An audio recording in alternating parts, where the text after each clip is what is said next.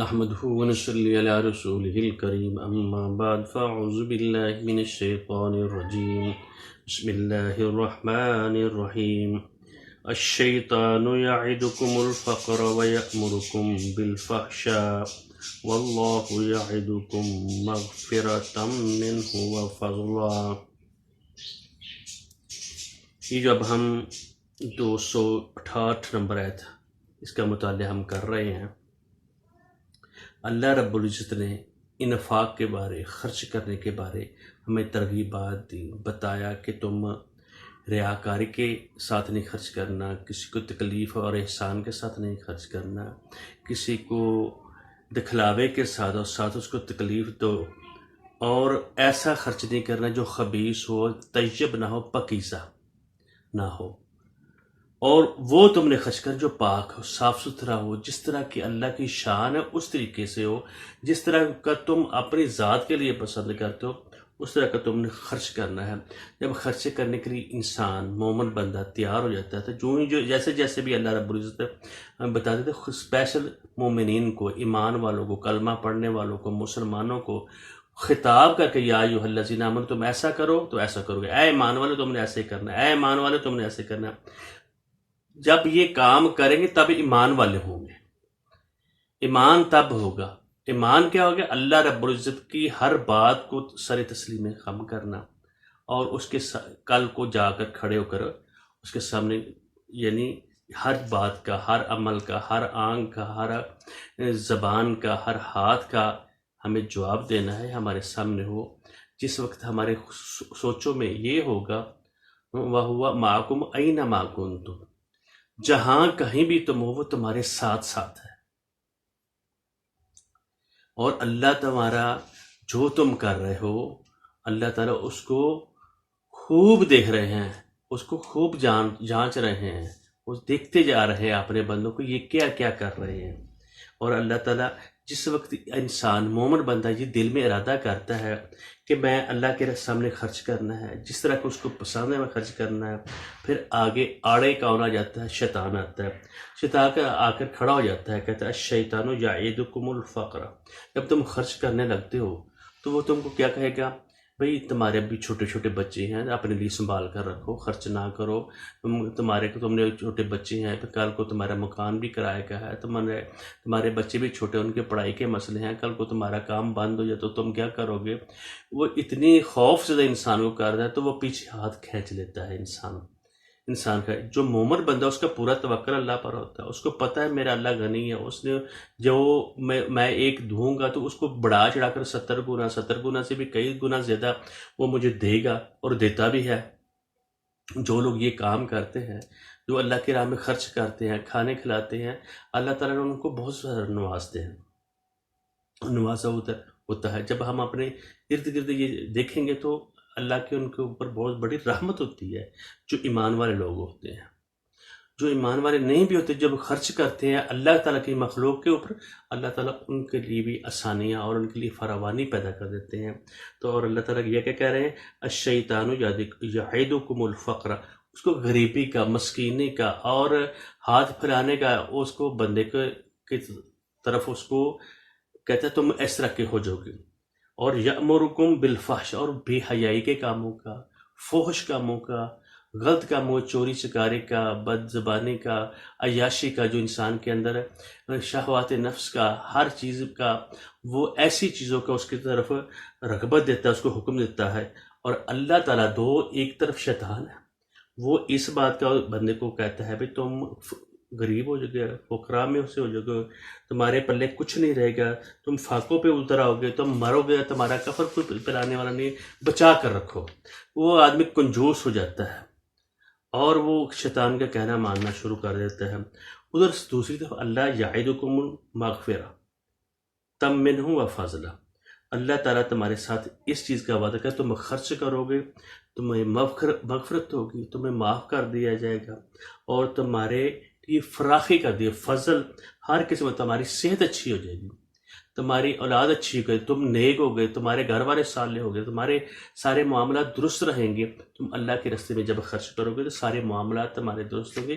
یہ بھی رزق ہوتا ہے، خالی خرچ کرنا نہیں، صحت رزق ہے، آپ کو جو آنکھ رب العزت نے دی ہے وہ رزق ہے تمہارے لیے. جو جو چیزیں اللہ تعالیٰ رب العزت نے دی ہوئی ہیں، صحت دی ہے، ہاتھ پاؤں دیے ہیں، وہ صحیح سلامت ہے، توانا ہے، اور صحت مند انسان اس سے بڑی کوئی صحت نہیں ہوتی.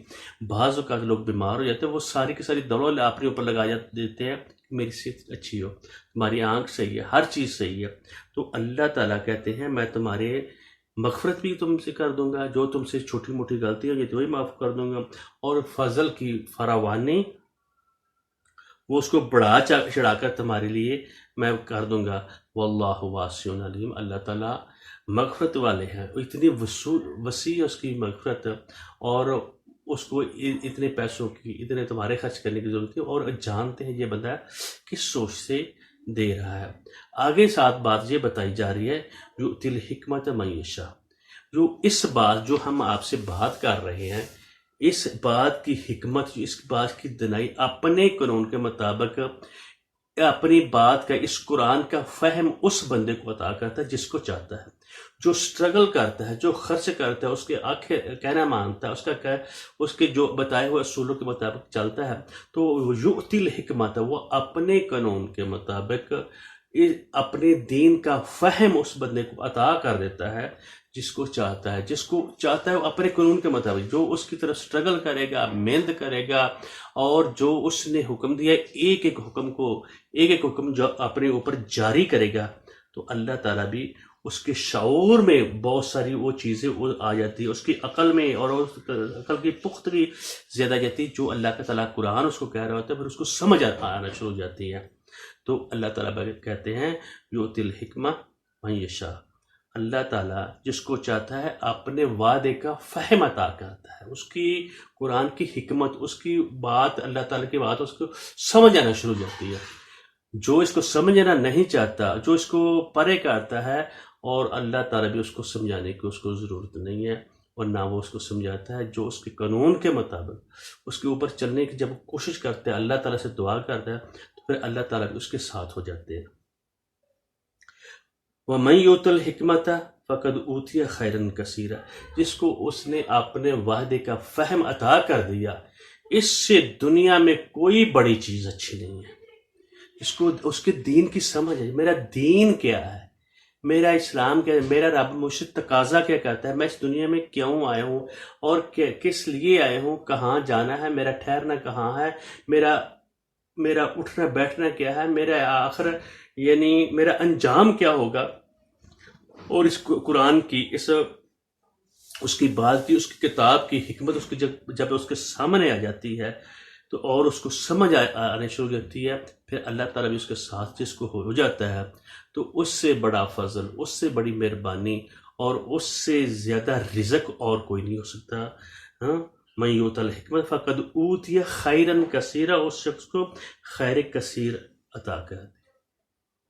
خیر کثیر بھی کون عطا کر دے؟ پھر ساتھ اللہ رب العزت یہ بات بتا رہے ہیں وما یذکر، یہ نصیحت کوئی بندہ نہیں لیتا، اس کو کوئی سیکھتا نہیں ہے، اس کو یاد کوئی بندہ نہیں کرتا، الا اولو الالباب، سوائے اولو الالباب، لب والے، جس کے دماغ میں کسی بھی قسم کی ذرہ خراش تک بھی اس کے ذہن میں یہ بات نہیں ہوتی. اللہ رب العزت اس بندے کو اپنے وعدے کا فہم عطا کرتے ہیں جو اولو الالباب ہیں، صاف لب والے ہیں، صاف عقل والے، جس میں گند ہوگا. اور اس پر ہم دوبارہ ایک اوپر بات کریں گے. لب جو ہوتی ہے وہ کیا ہے، اور حکمت کیا ہے، اور دین ہمارا کیا کہتا ہے. جب ہم کہیں گے وہی آپ کا دین کیا ہے، تو دین کے بندے کو سمجھ کیسے آئے گی؟ تو اللہ تعالیٰ ہم سے کس چیز کا تقاضا کرتا ہے، پاکیزگی کس چیز کا تقاضا کرتی ہے، اور رسول کو کس لیے بھیجا گیا. انشاءاللہ الرحمن اس پر بات ہم کریں گے. تو ہم انشاءاللہ الرحمن آج ہم نے 268 اور 69 آیت کو ہم نے پڑھا، اس کو جاننے کی کوشش کی. اللہ تعالیٰ ہمیں قرآن پاک کو سمجھنے کی توفیق دے اور اس کے اوپر عمل کرنے کی توفیق دے. اب سنتے ہیں اس آیت کو. اللہ رب العزت ہمیں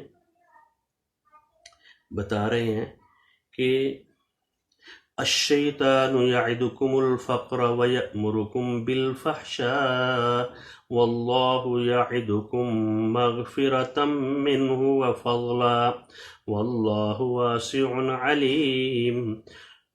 يؤتي الحكمة من يشاء ومن يؤت الحكمة فقد أوتي خيرا كثيرا وما يذكر إلا أولو الألباب. بارک اللہ علیہ ولکم ولسائر المسلمین. السلام علیکم ورحمۃ اللہ وبرکاتہ. یہ جو خرچ کرنے کے بارے، انفاق فی سبیل اللہ کے بارے میں باتیں آ رہی ہیں، سموتھلی رب العزت ہمیں بتا رہے ہیں اس طریقے سے تم نے چلنا ہے. اور اللہ تعالیٰ ہمیں عمل کی توفیق دے دی، اس کو سمجھنے کی توفیق دے. جب ہم اللہ تعالیٰ سے دعا کریں گے، اسے طلب کریں گے، اس کی ہدایت، اس کی حکمت طلب کریں گے، تو اللہ تعالیٰ بھی پھر اس بندے کے ساتھ ہو جاتا ہے. بارک اللہ علیہ ولکم ولسائر